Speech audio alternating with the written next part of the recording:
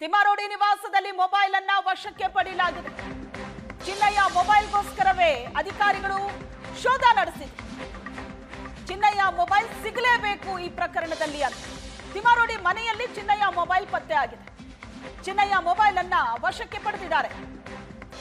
ತಿಮ್ಮಾರೋಡಿ ನಿವಾಸದಲ್ಲೇ ದೂರುದಾರ ಚಿನ್ನಯ್ಯನ mobile ಪತ್ತೆ ಆಗಿದೆ, ವಶಕ್ಕೆ ಪಡೆದಿದ್ದಾರೆ.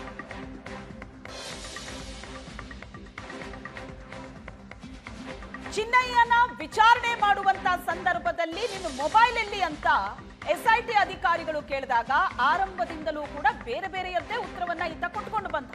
ನನ್ನ ಹತ್ರ ಮೊಬೈಲೇ ಇಲ್ಲ ಅಂದ. ಅದಾದ ನಂತರ ಈ ಗ್ಯಾಂಗ್ ನನ್ನ ಮೊಬೈಲ್ ಅನ್ನ ಕಿತ್ತಿಟ್ಕೊಂಡ್ರು. ನಾನು ಯಾವಾಗ ತಲೆಬುರುಡೆನ ಹಿಡ್ಕೊಂಡು ದೂರು ಕೊಡೋದಕ್ಕೆ ಬಂದೋ ಆಗ್ಲೇ ನನ್ನಿಂದ ಮೊಬೈಲ್ ಅನ್ನ ಕಿತ್ಕೊಂಡ್ರು. ಮೇ ಬಿ ಅವ್ರ ಹತ್ರನೇ ಇರಬೇಕು ಆ ಮೊಬೈಲ್ ಅಂತ ಆತ ಹೇಳಿಕೆಯನ್ನ ಕೊಟ್ಟಿದ್ದ. ಈಗ ನೋಡಿದ್ರೆ ತಿಮ್ಮಾರೋಡಿ ಮನೆಯಲ್ಲಿ ಮೊಬೈಲ್ ಸಿಕ್ಕಿದೆ, ವಶಕ್ಕೆ ಪಡೆದಿದ್ದಾರೆ ಎಸ್ಐಟಿ ಅಧಿಕಾರಿಗಳು. ನನ್ನ ಬಳಿ ಮೊಬೈಲೇ ಇಲ್ಲ ಅಂತ ಚಿನ್ನಯ್ಯ ಹೇಳಿದ್ದು. ಎಸ್ಐಟಿ ಬಳಿ ಈತ ತನ್ನ ಹತ್ರ ಮೊಬೈಲೇ ಇಲ್ಲ ಅಂತ ಹೇಳಿದ್ದ. ತಿಮ್ಮಾರೋಡಿ ಮನೆಯನ್ನ ಎಸ್ಐಟಿ ಅಧಿಕಾರಿಗಳು ಜಾಲಾಡ್ತಾ ಇದ್ದಾರೆ. ಮತ್ತಷ್ಟು ಸಾಕ್ಷ್ಯಗಳಿಗಾಗಿ ತಲಾಶ್ ನಡೆಸ್ತಾ ಇದ್ದಾರೆ.